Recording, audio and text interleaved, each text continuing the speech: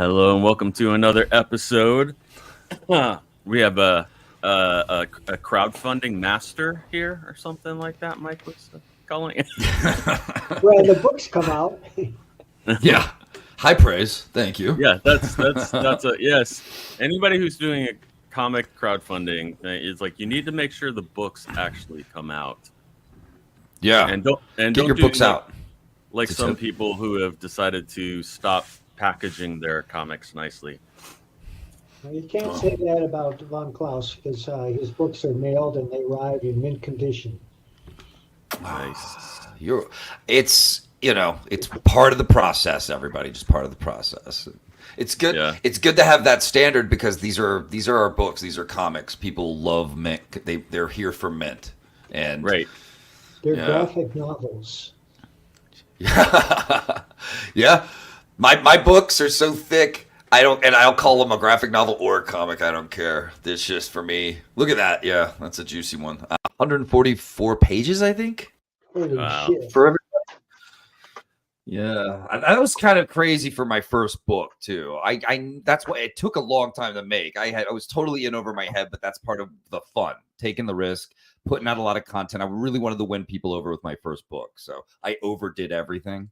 Was kind of my rule back then. Well, yeah, I don't recommend that now. I don't know about that because I just have the book to go by, but I don't think you overdid anything. I think it's a very handsome product. It's not egregious. It's filled with beautiful pinups at the back. Yeah, fun stuff. I put everything I had, so for me it was overdoing it, but if the end result is people still ask me about this book and talk about it years later, so hells to the something works. Yeah. What's your current project? Current book is Kataru Witch Hunter. The art, everything is already finished.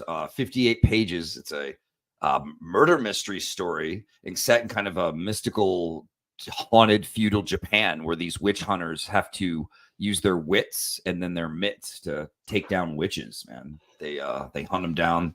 They've got like a witch problem in this world, and once you corner one, they change shape. And suddenly they're a very nasty character to deal with, bladed fingers and tongues and fire breath and poison darts coming from their mouths. They will not go down without a fight. So witch hunters trained to detect them and to execute them, be able to handle fighting them. Yeah. Good times. Nice.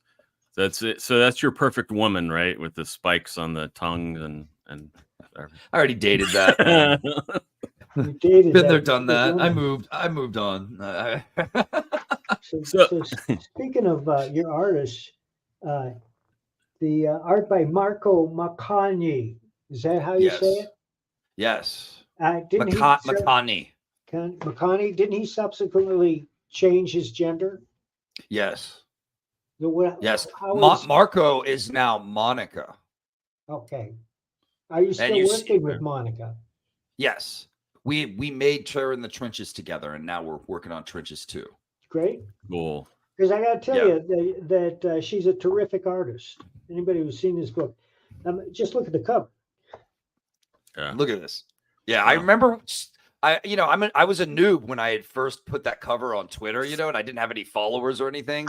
And for the first time ever, I saw comic pros reacting to something I had made. Yeah. And I knew, God, we've got a hit here. Monica's too good. My story, these characters, it all just gels well together. We're making something special.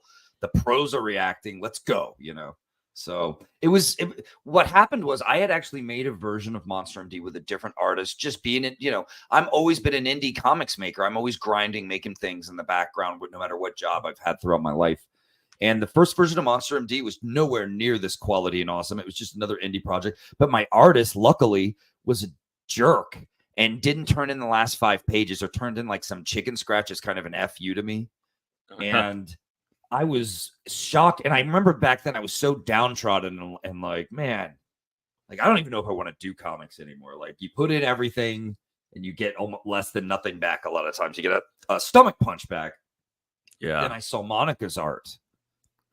And I was like, if I combine Monster M.D with this, we'd have a hit. There would be a hit. So Monica helped turn it around, from me from thinking about quitting to making a hit, making something that made over 100K on Indiegogo. So, Monster, that's awesome. How many projects do you put out a year? Well, you know, I'm changing gears now because it was just like about one before. I'm putting out Kataru really fast, and then I want to do Trenches 2. I want to start doing 2 a year. That's my new goal for myself, and I think I can do this. I think I can do it. And I want to do smaller books like that I draw myself, kind of like garage rock or punk rock comics, and not worry about the campaign being the biggest thing ever. So if I could get to maybe 3 books a year, that would be ideal. We'll keep working towards that. And when you launch these projects, what crowdfunding sites do you use? So I'm using Fund My Comic, the new one for Kataru, and I'm also using Indiegogo. I've used Indiegogo from the start with my other ones, but now for the first time I'm using Fund My Comic, and they are awesome. Can't recommend them enough. They help me through any problems or would spot problems and tell me about it that I might have missed. I mean, you can't get service like that. You know what I mean? From any platform these days, usually. So pretty awesome people. I think one of the reasons is Luke Stone is a very accomplished illustrator. Mm-hmm. He gets us, right? Yeah. Yeah. So before we keep talking, I guess we should let you introduce yourself too. Like who is Vonster and how did he get interested in comics and start doing them? When I was like a kid in the 80s, a comic book called Teenage Mutant Ninja Turtles hit the stands, and it was black and white and bloody and gritty and everything cool to me in the world.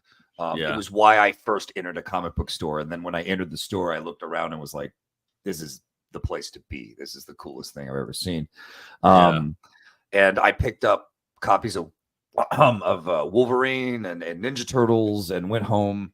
And from there on, I just loved comics, and I wanted to I started making my own comics at age 8.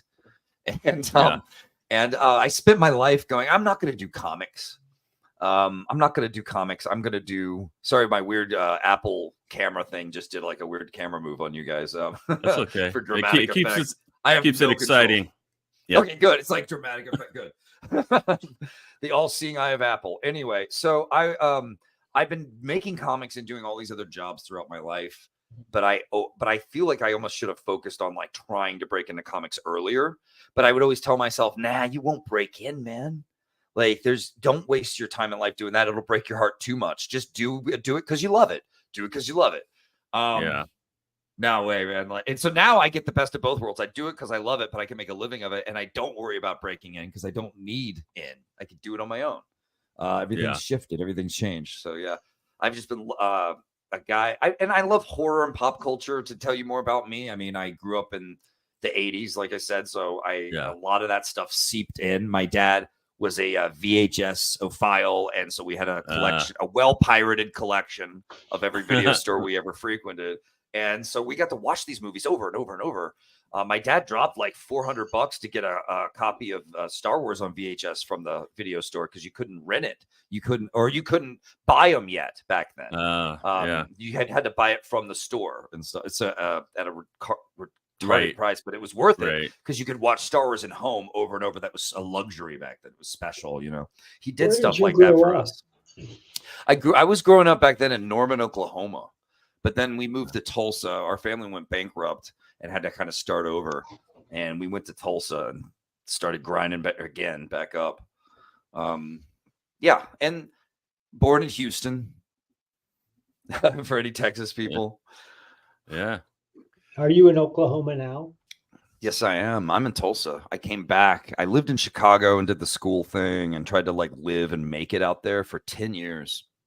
And then I ended up coming back to Tulsa to start fresh after Trump got elected.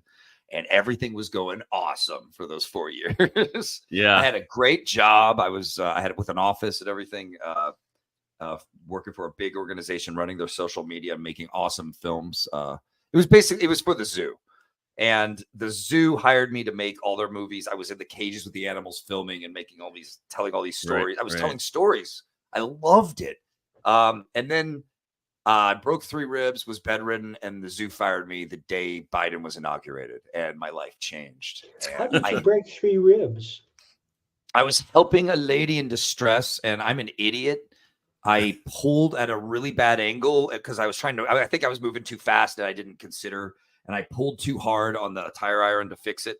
Popped 3 ribs, popped them. I didn't think they were broken. I was just like, oh, I think I pulled a muscle. Started getting, but the pain started getting to where like my body was sweating from pain, and I was like, okay, something's up. We finished the tire, and I was like, oh god, this is getting worse by the minute. I went to work that day, but I couldn't finish work because the pain was too much, so I had to go get x-rayed, and 3 ribs. I was gonna say, see you collapse on the ground after helping with her tire. You got it, lady. That pretty much happened. It was just the worst, man. Even ever since that, I still have weird pains, And when I got fired, I was like, oh, this sucks, This is like a low point in life. But it made me realize, like, now's the moment to do comics for a living. And I did Terror in the Trenches, and we had a hit. So it's been great, man. Oh, what do you think about? Like public domain stuff like that. I mean, I think it's dangerous to do. Like what I did was risky. Right. It's an uphill battle. Yeah. People go, what are you going to do that's interesting? Use Black Terror. Black Terror. That's right. That's right. Yeah. And to me, he was like the coolest public domain character that hadn't been tapped in a way that made me like him. Like he was cool looking, but he wasn't cool like in the comics world. Right. And I was like, that's my job. I'm going to make him cool. But I hadn't decided I was going to run a campaign. I just was like, this dude is so cool. I'm going to just write a script that's just awesome and then just leave it like I do. I have all these scripts that just hang. But then when we did character designs, everyone went nuts. And I was like, okay, we've got magic here again. Monica and I can do this again. I asked her if she wanted to do it. She was down. We did Trenches, and the results speak for themselves. I mean, we're going to have to trade books. Yeah, we should. Yeah, people are loving Trenches too. So far, the response has been really, really great. Good on that one. We're already 25 pages in the Trenches too, so that campaign's coming sooner than later. So I was excited about that. Oh, good stuff, guys. Yeah, I agree. I think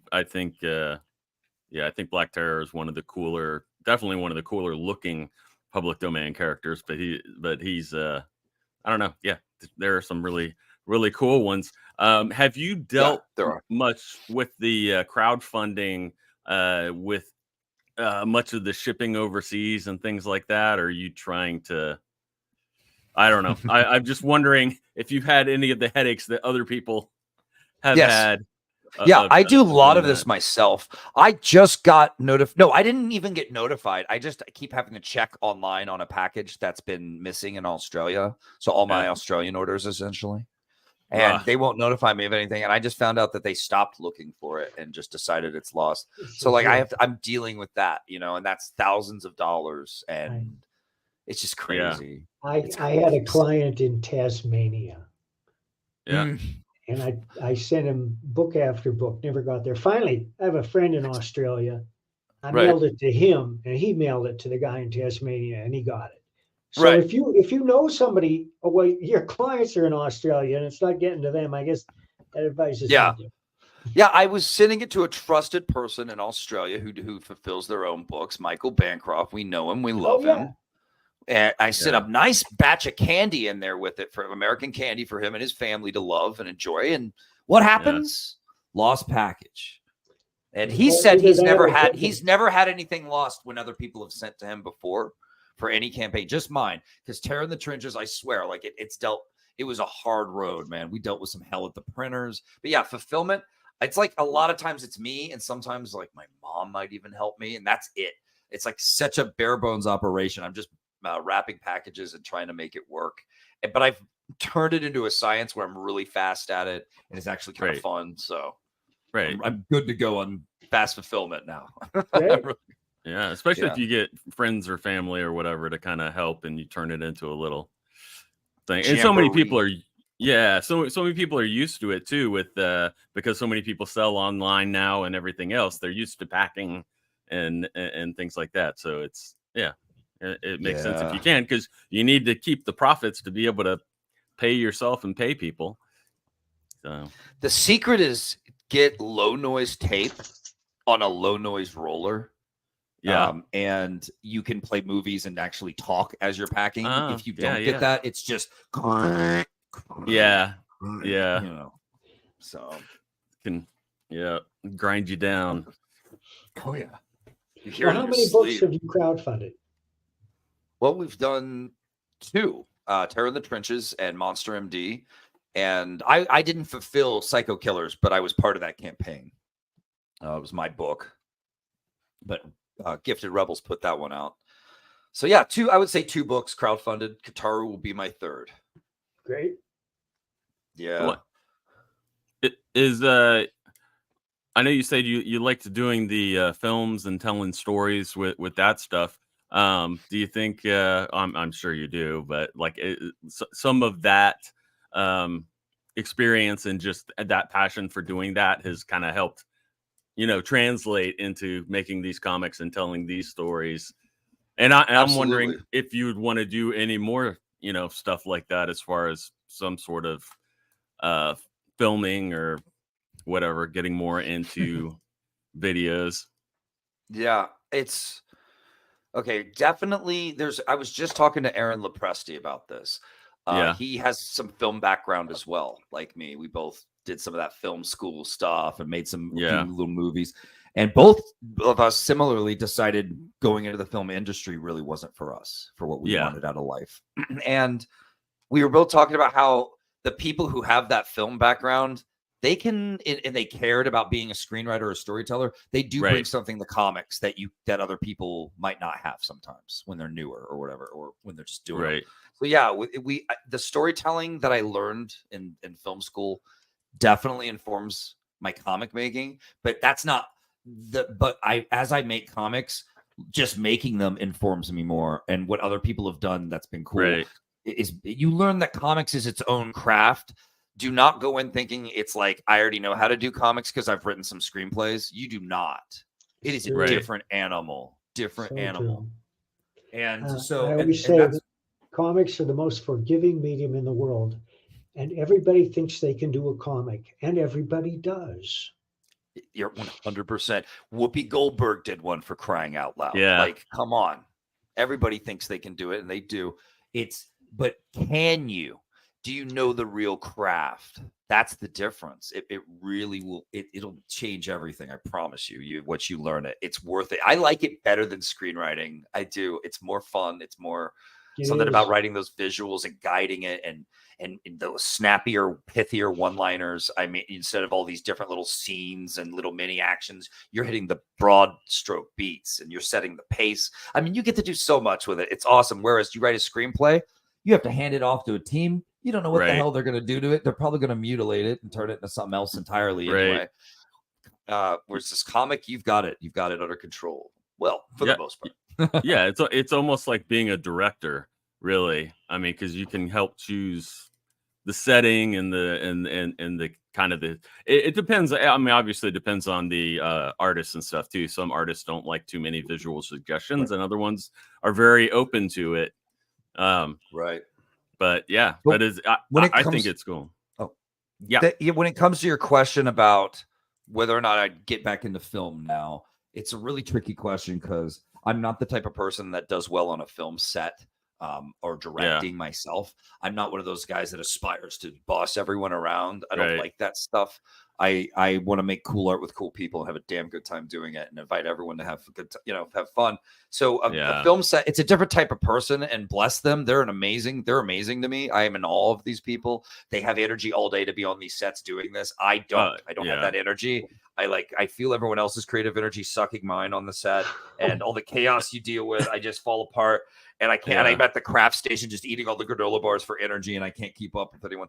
And it's hilarious. And I can't do. It's not my thing. But it doesn't mean I don't think like, man, I could just make a short horror movie with my phone now because things are so good. And it would be cool and creepy. Like there's these moments I have that I have this itch for film, and then I remember how much it takes to actually make it good and do it. It's too much. It's too crazy. I just recently had one of my short films screen at a little festival here in town for a little horror night, and it was awesome. But I didn't go, I want to do that again. I always get the forehead vein thinking about the stress of that production and stuff. So I'd rather avoid film. But man, if people were like, let's buy your books, stories, and turn it into TV, I would want to be very involved, as I could be, like any writer would be. You know, of course they won't let you be, but you know, that's something for me to figure out later, hopefully. Yep. It's you can't make cool new TVs and movies if you don't take risks, you know. That's why everything's recycled garbage. And so part of me sometimes is like, if the right film people came to me and said, get us the script, Vaughn, I'd be so into it. But like the script part. Right. Maybe some ghost design. I love designing all my characters and all that stuff. So I could do designs too. Hell, I even design new t-shirt. I love doing that. But like being on set, it just kicks my ass too much. Some people thrive on it. I don't. Yeah. People don't realize how long the days can be and stuff, where it's like you're on set for like 16 hours and stuff, and it's I almost died on like a late night overnight shoot in the winter of Chicago streets, like 4 a.m. freezing on the street all night. And I'm not getting paid. I'm just like an intern student, you know. And I get home, like get in the bathtub, like just the windy city myself. Oh God, what a city! Yeah, it gets cold up there in the upper Midwest. That's why we moved to Colorado. And they say, Colorado, what are you, crazy? Aren't the winters so bad? No, not compared to Wisconsin. Right. Yeah. Chicago was horrible winters, man. They never ended. I swear it was like 9 months of snow and 3 months of awesome in Chicago. Yeah, it just seems that way. Yeah, it just feels that way because the gray sludge of the snow just lasts on the streets for so long. Yeah. I loved biking around Chicago. That was a great time, though. It's a city built for biking. It's pretty cool. Do you still ride a bike? I do. Yeah, me too. That's one thing I love about the town in which I live. The bike trails are magnificent. And I'm usually out there every day, weather permitting. That's awesome. Yeah, awesome. We've got that gathering place now. They spent like $1 billion on this super park. And they've got awesome biking and bike trails and like things for you to do your like BMX tricks and stuff and pools. Yeah, we got those too. It's rad stuff. But I never got into BMX, and I wish I did as a kid. No, it was so rad. I don't do mountain biking. It's hard enough to pedal on pavement. But you know, we got all these crazy bikers around here. They're always biking up into the mountains. Right. And you know, one day a friend of mine and I rode our motorcycles into Rocky Mountain National Park, and we took Trail River Road, which is unpaved. It's nothing but switchbacks all the way. I don't know how we made it, but we got up there, and the parking lot was jammed, and people waiting to get in backed up 2 miles. And we went to the overlook, and there's a guy there in the bicycle spandex. And I say, how did you get up here? He says, I rode my bike. He said, where did you start? He says, I started in Denver. You have no idea how difficult that was. Yeah, that's amazing. That guy that's what he lived to do, to turn his body into a machine that can go that far with the little spandex and stuff. When I first got my bike, I ran into one of those dudes with the spandex and the weird helmets and like all the gear. And I thought he was mocking me because what happened was I had just bought my bike and I was biking at home for the first time. I hadn't biked in the city before. And I'm just like, you know, you pretend you know what you're doing. You stay in the bike lane. Everything should be okay, right? So I'm just in like regular clothes on this bike. I'm probably not looking too graceful. I haven't ridden a bike in a while at this point either. And the guy pulls up next to me and he goes, nice bike. And I'm like, oh my God, this guy's giving me shit. New bike, wasn't this guy's giving me shit. It was a new bike, but it was here's the thing I found out from this dude, Mr. Spandex. Okay. Yeah. He goes, notice there's no branding on your bike. And I'm like, yeah, there's no. I thought it was really clean and beautiful. He's like, yeah. He goes, yeah, we call that a stealth bike on the streets. I'm like, a what? He's like, yeah, it's a stealth. He's like, there's no branding on your bike, so bike thieves will pass you up because they can't sell that stuff. It's a bike shaming. Bike shaming. Bike shaming. No. He was. I thought he was bike shaming. Yeah. And then he goes, you made the right decision, and then biked away. Yeah, because nobody's gonna steal your bike. Nobody's gonna steal my bike. And I had no idea I bought a stealth bike. I just thought it was beautiful. I thought it looked cool and it was chromy. Is it a 10-speed? Yeah. Yeah, it's really it came with some speeds, and it's like perfect for me in the streets.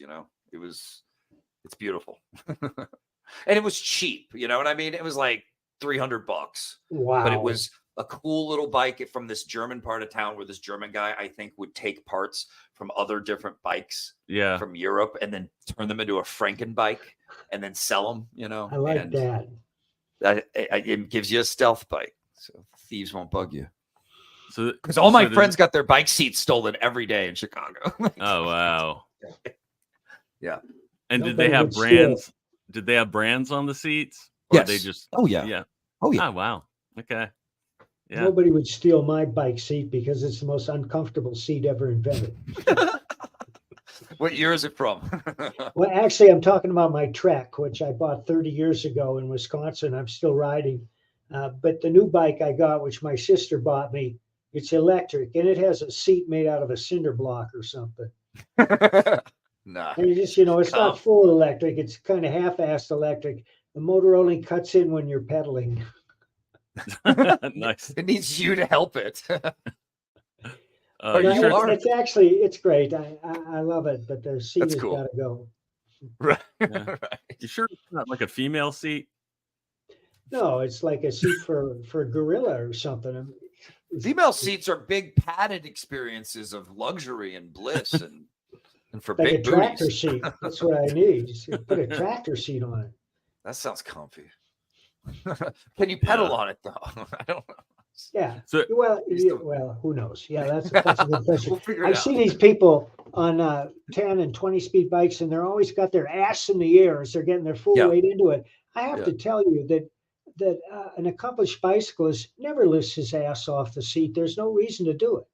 Yeah. If your bike is properly adjusted. Right. The right gear. Yeah.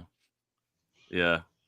So all right. So you guys are making like I want like a bike zombie apocalypse show or comic or something where I mean everybody's always walking. Why would you not get on a bike or something to get away? That faster? apocalypse movie, Turbo Kid, he rode his BMX everywhere. Did he? Yeah. And then that makes sense to me. One-wheeled electric skateboards. Have you seen those? The big fat wheel in the center? Mm-hmm. Yeah. They ain't cheap. They'll move fast too. I've seen people blaze on those. It's crazy. So have I'm sure Mike has, but have you thought about doing any stories about something else like unusual like that, like biking or something else? Yes, that's hilarious that you say that. I thought about you know how, of course, in biking, doping has been a big controversy, and there's been all kinds of stuff with that over the years. And one of the drugs they use is called EPO. I don't know if you know it or not, but it's one of the things they use to have a performance enhancer.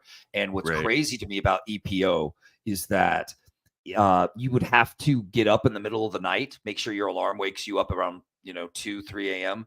and then ride a steady bike to burn all the extra oxygen or whatever is going on inside your body. Because if you don't wake up, you'll die from the EPO. Oh, come on. And I thought, dude, because you have to burn it up. You better do it. So I was like, well, what if someone made sure someone's alarm didn't go off and they died and we had a murder mystery during like a big That's a great idea. Yeah. I thought that'd be fun. Yeah. So that's another one of my. Yeah. Oh yeah. Don't write it down, Mike. That's his idea. I see it. He's writing EPO. He's writing EPO.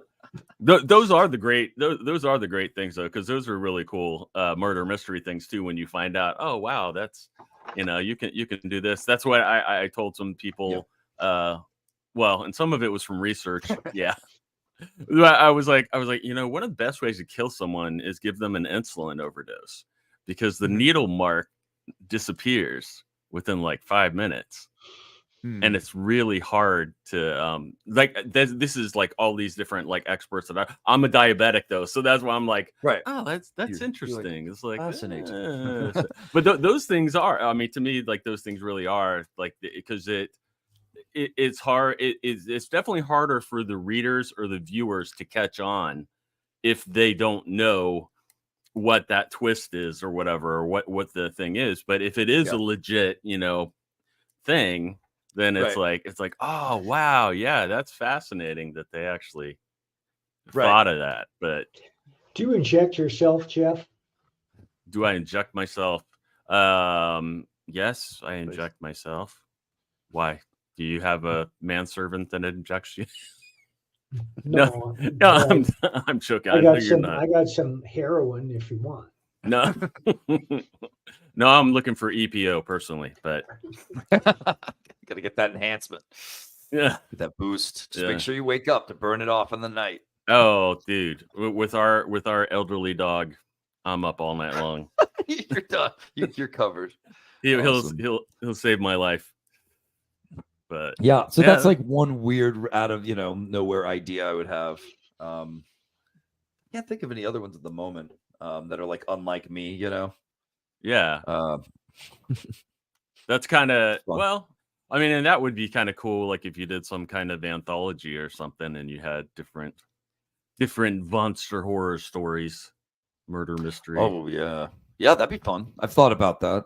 Call it triple threat. 3 stories. People don't like anthologies. Don't do as well, but you can do cool. It doesn't mean you can't do a good anthology. Yeah. You say Graham Nolan put out an anthology last year called Giant Size Two-Fisted Manly Tales, and that did real well. And that was great too. Like, what a great team up, great marketing. Yeah, great offerings on the campaign. I thought for what it was, it was just fun, and doing giant size, like smart, good risk to take because it's a manly tales. Let's go giant, right? Baby. Oh yeah. Yep. And didn't he have? It's his fancy Apple thing. Remember, he's something to learn from. He's a filming genius. Yeah, it's like zooming in on me a lot now. I can't believe it does that too. It gets moody, and I don't even know. It doesn't know what to zoom in on. It's like they give this to me by default. I don't know if I could change the settings. Maybe I can, but I'm like, this isn't high tech. This is silly. You guys. Yeah. Well, yeah, because it's not doing it. Oh, now was that wasn't you? Does that? No, I just changed the setting. Does that? Okay.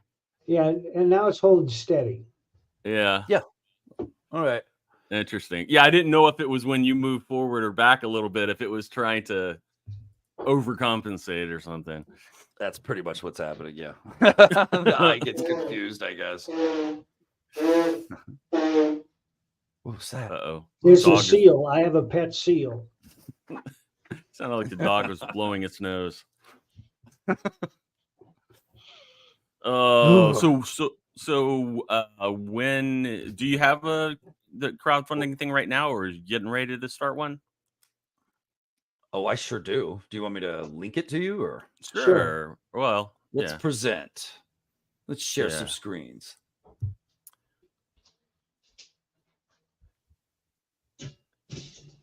Yeah, this is me right now. Oh yeah, Kitaru Witch Hunter, story about a witch hunter in kind of a haunted feudal Japan trying to solve a ritualistic murder where someone has hidden someone's poor mom as a scarecrow and taken out her eyes and fed them to the crows so that they could see through the crow's eyes and spy on people and do creepy witchy stuff. Kitaru is trying to solve this murder while this kind of corrupt town encloses around him and the family involved.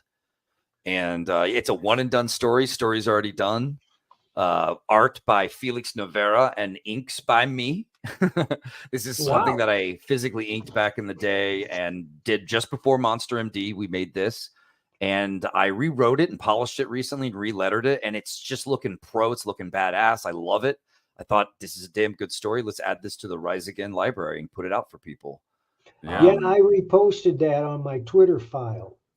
Oh, thanks, man. Appreciate. Cool.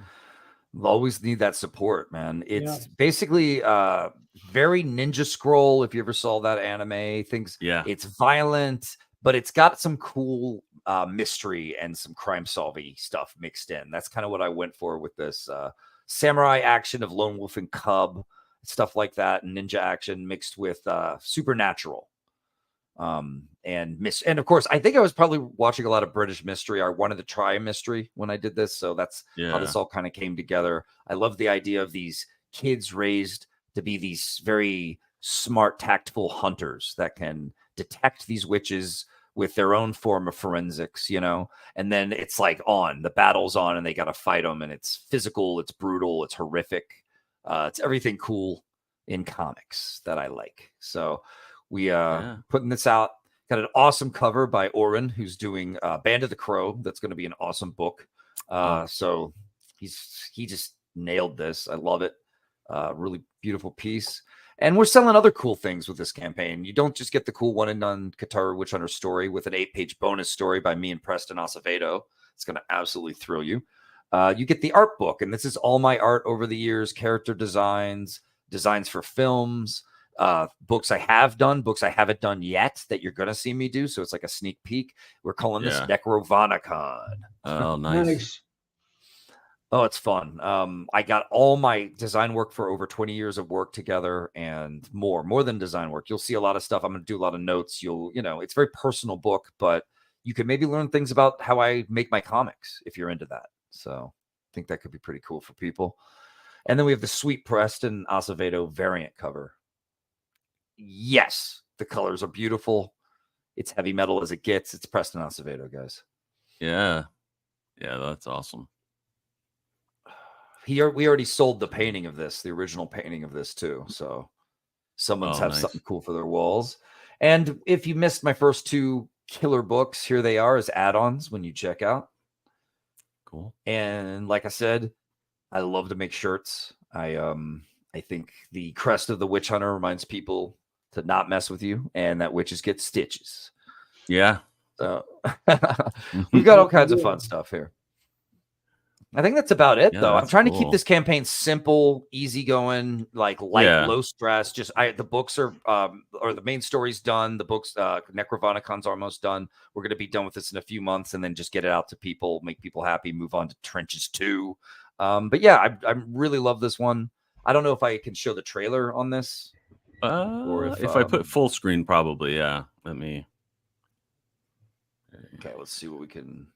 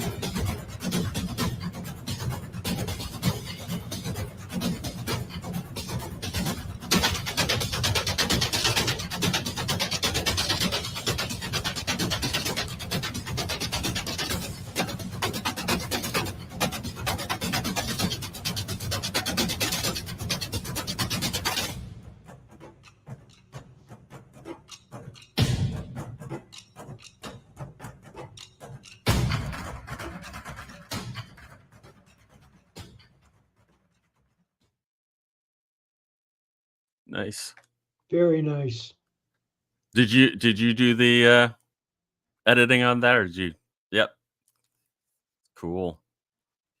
Looks like a cool cross too between like anime style and American style.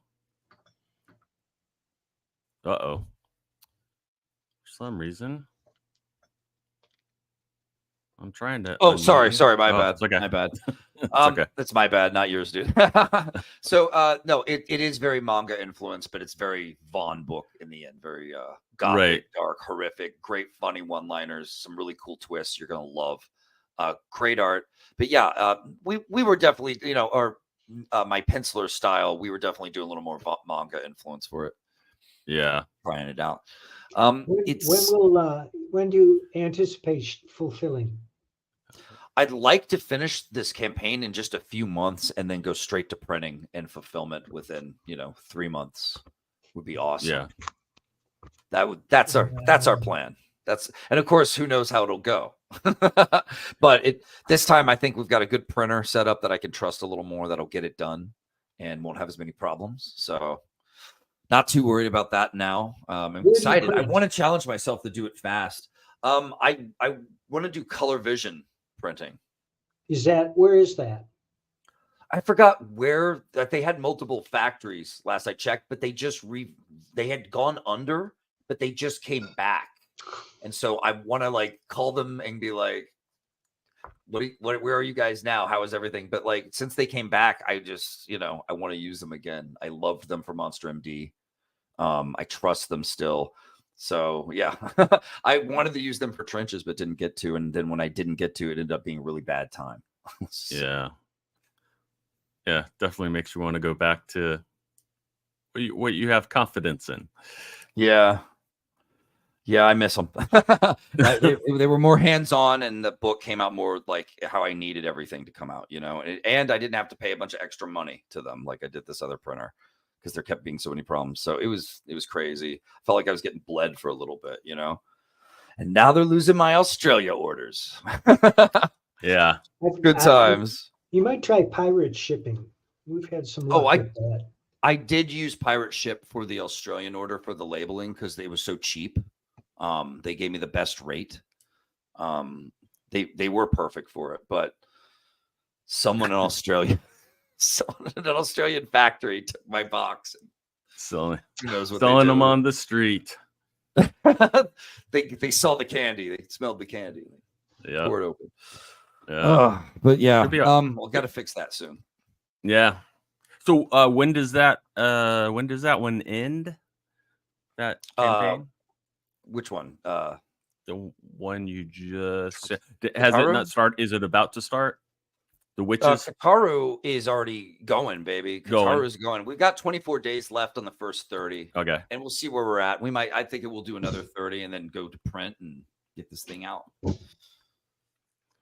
Cool. Yeah. I always like the idea of like witch hunting, but trying to figure out my own cool way to do it other than just the classic Puritan, Right. And so I think this book came out pretty badass. I think people are going to dig it.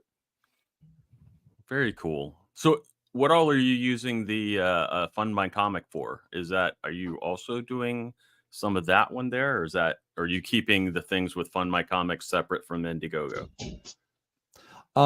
Fund My Comic is pretty much going to contribute to the printing and everything. They get a separate deal though. Right.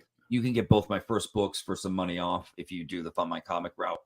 So just a little, deal for just them. Make it special for them. And I'm going to make sure people on Fund My Comic get a free trading card or something cool too. So very cool. Little bonus there. But other than that, it's pretty much the same. Like I'm just hoping to raise enough funds to print and ship this and put out an awesome looking book like I usually do. Nice. I want to do it fast. Oh, sorry. Yeah. Sorry, I didn't mean to yeah. I wanted to do it fast. Is like good. I want to challenge myself. You know what I mean? Like let's do it. Let's just see how fast I can do it. Like challenge myself. So that's part of the fun too. But it's also not going to be as big as my other campaigns. But I don't care. Like awesome book, worth adding to the library. Like I think people have asked me to make it too when they've read the digital edition from way back when. So right. So I hope the fans dig this. Yeah. Well, I mean, I think fast is good too because so many comic fans are used to things coming fast, so it makes sense. That's one of the only downsides with comics being in the crowdfunding marketplace is just they have to wait so long to get their comics when they're used to going every week or 2 weeks or whatever to a store. But well, that's true. But there's a core group that's getting much better on fulfillment. I mean, people were complaining about waiting for books for 2 or 3 years, but the core group has made an effort to step it up and fulfill as rapidly as possible. And nobody does it better than us because we delivered Bronze Star way ahead of schedule. And every book that I've crowdfunded so far, including Thin Blue Line and Private American, has been delivered on schedule. But that's because we got a great guy in charge. Yeah. Nice. And no one talks about that enough. Right, like they always try to focus on the it's late, and that affects everyone. Now everyone's hurting, and no, it's just. Well, I have to say the reception to Bronze Star has been overwhelmingly positive, and many people were surprised about how fast they got the book. Nice. I mean, well done. They should be. Is that? Would you guys both say that that's probably really good advice for people to either have the book done or very close to being done, or extremely close to being done before you start a campaign? Our books are done before we start the campaign. Now, Yeah. how do we do that? Well, when we have to pay out of pocket, we use residuals from previous campaigns because the books are available in perpetuity. If you missed any of my campaigns, you can go to baroncomics.com and get any book I've crowdfunded in the past 3 years, and they will be available forever. Cool. That's perfect. I want to set that up on my website, Rising in Comics. The store is almost done, so I do a crowdfunder. The book goes on the store. Do a crowdfunder, book goes on the store. Getting that set up. More creators are doing their own crowdfunding sites. I think we're headed that way as well. But we will always use Fund My Comic because they're good people and we like them, and they came into existence specifically to deal with the problem of shadow banning. Yeah. Yep. It's a real problem too. It's when you talk to Indiegogo about it, they just act like you don't know what you're doing, you don't know what you're talking about, and tell you that you need to promote your campaign more. And they've literally turned off your ability to promote it or for new people to find it. Yeah. So it's crazy, and it's like what's crazy to me about it is I'm starting to realize that it's something that they programmed into our profiles on their website to where every campaign I do is just going to get automatically shadow banned without a person even having to push a button. I don't violate any rules or anything. It's just in the code that I get suppressed. Who knows if the person who even put that button. Yeah, you get suppressed.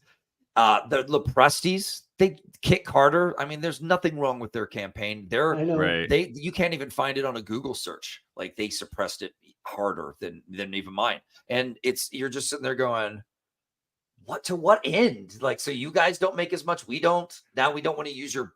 It's so you don't want to use their platform anymore. They want you off. They want you off. So I don't know what can be done. If anything, I'd rather just support good new ones like Fund My Comic. Well, people are talking about it, and hopefully that'll have an effect because there's only one thing the rich and powerful fear, and that's bad publicity. And that's always been the case. Yeah. Right.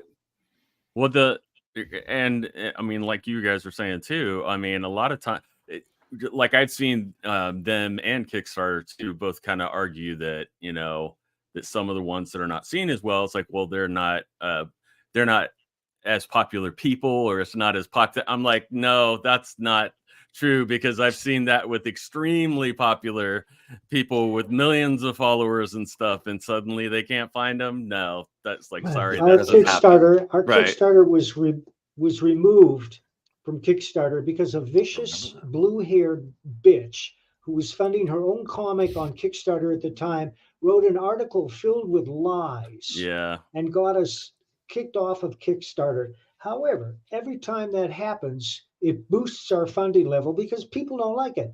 They don't like lying, cheating, malicious people going. That I'd never even heard of this woman before, and was plain from the article. She's never read anything I'd written. She just got it in her head. And there's a certain class of people like that who just have a malicious bent. And if they see somebody they don't like for whatever reason, they're to go on the internet and try and cancel them. Right. And the left justifies it by saying, well, you're part of the right. Yeah. They label you, and then that's their justification. That's all the justification they need. That's right. And by the way, the book is Private American, and you can get it at theprivateamerican.com or at baroncomics.com. Sweet. I got to trade books with you, Mike. Yeah. Okay, we will. Trenches. I think Jeff's got some books coming out too. Mike will legit share some. Will definitely. Mike is great, and I do tell people, like, when Mike has said, "So, hey, send me your book, I'll send you some of mine," and I'm like, they're like, "Is he serious?" I'm like, "Yes, he's serious." He I'm sending you another copy of The Architect. Oh gosh, this is a joke, because every few months he would send me a couple different comics, and he always included this one called The Architect in it. And that's like, and it's a one-shot graphic novel. So it's just the same thing all the time. I'm like, I feel like I have a subscription to The Architect or something. You got this. It's You should put them Groundhog all Day. together on your shelf and take a picture of all your archetypes. Yeah. Well, I mean, the good thing is, honestly, and that's, I mean, the good thing is when I have multiple copies of something, I'll, that's easy for me to share with other people and get them interested. Definitely. And Definitely. I mean, I've got a brother who's getting, it's so funny as my brothers get older, they're way more into the stuff they were into when they were 12 and realized that it was actually cool. And they spent their life trying to pretend it wasn't cool. So now they're like, can we go looking for Ninja Turtles figures today, please? It's like, dude, what the hell? It's like, you're not getting younger, you're getting older. I know, but I want those figures. But like they love comics now. They're getting awesome comics. So I've been getting to give them all kinds of extras I have and stuff. They love it. That's cool. You did say, I should have hit this when you were on it, but you did say you had some cool like extra things that you were giving or doing with that Indiegogo campaign. Did you mention what they were? Indiegogo has we just have a trading card if you had signed up. Cool. I might end up giving everyone one, but it depends on how much we make. Right. But it's nothing too super special or like it's right. Actually on Indiegogo you can get the original art. Cards. Yeah. I have a whole box full of my tchotchkes from all the campaigns I've supported. Right. Like every sticker, bookmark, trading card, like it's all in there. Posters. And posters are stacking up too. So I'm trying to do less tchotchkes on my own campaigns to just focus on the books. But us too. And my advice is if you can offer extras, make sure they're flat and easily mailed with the comic. And unless you have a much more elaborate campaign, is I got to say that Ethan Van Sciver's toys are first rate. Yes, they are. They compete with anything on the market. I mean, they're rad. Wow. Make sure it fits. Make sure everything fit. I like to make sure my poster and my prints all fit into a comic bag when I design them, so I can put it all together. That's a good way to make the shipping safe for your campaigns, guys. Yeah. There's a lot. Honestly, there's a lot of great advice out there, but a lot of people just don't want to take the time to do the research of just from all the people who have put things out there. And there's a few different podcasts and things too that are great, where you can hear a lot of different tips and tricks from people that really help out a lot. But some people just don't want to put the time in. It's like, do you want to be successful? Do you not want to be successful? Do you, and then I've had, I don't know if you've run into this, probably not. But one of the things too that's aggravating to me, that which I get, like some people are so like obsessed with fame that they want, and they're so used to the old days of massive numbers of comic sales that they don't, even if they raise $10,000 with 30 people on their campaign, it's not a success for them because it's only 30 people. And it's like, it's, I mean, I don't know. Like to me, it's like, yeah, but 30 people funded, gave you this much money. Like that's how much value. Point, because as entertainers, we try to cast as wide a net as possible. Right. We want to, yeah, for sure. But like with a lot of stuff, and like you're saying, I mean, you have to build up though. You keep putting things out. You do. It's tricky because for one person's success, another person goes, oh, that's not enough. But back, when people who had never made a comic before were making like 30, 40, 50, 80, 100K on it. I mean, that's significant for sure. But how many backers did you get? Yeah, it's important that you get more and more eyes on your book and more people reading your stuff and talking about it to keep you going. To keep them coming back. So yeah, I don't know. It's really hard to get that. Right now it feels more uphill climby, and I'm just, I'm here for it. I'm going to do it, but it feels harder to get people to buy things at the moment where everything is. Everything is more expensive than it was. I mean, it's the economy, and also kind of oversaturation too. I mean, there's just so many people doing stuff. And there is but like Mike says, I mean, most of it is junk, but that also becomes a problem because then people have to weed through that crap. Yeah. Well, but the people who love us will do it. I mean, that's part of the experience, right? Fumbling through all the crap. Yeah.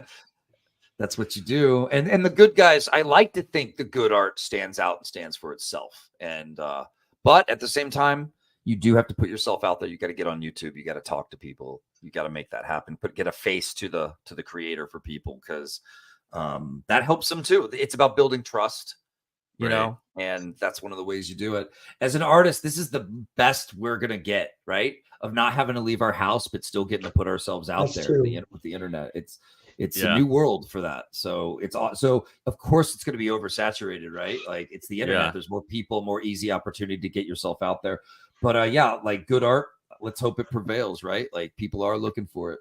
And some of us are doing it. There's still masters like Mike at work making cool stuff to this day. So like, people are supporting it, man. It's there. So yeah, we're going to have down times, but it will always come back up. Always. Yeah. Thank you, sir. Yeah. And thanks for, is there anywhere that you would like people to follow you online? I'm on Twitter under Rise Again Comics, or look for Vonster, and riseagaincomics.com is my website. You can sign up there so you never miss a release. You'll get cool special offers. You'll find out about campaigns before we launch. It's a pretty sweet mailing list. It's fun, a lot of good art, a lot of good times. And my YouTube is Von's Haunted Castle. You can follow me there too. Very cool. Thanks, Vaughn. Thank you guys. Good talking to you. Appreciate it. Yeah. All right.